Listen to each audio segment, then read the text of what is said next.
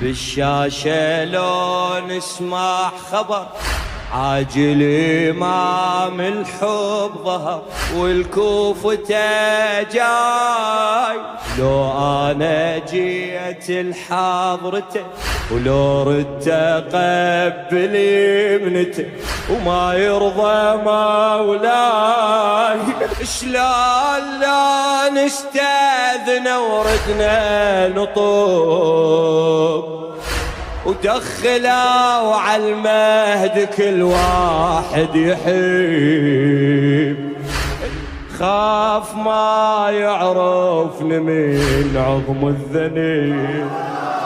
يا روحي هم فكرت بذيك اللحظة شلون تحدي،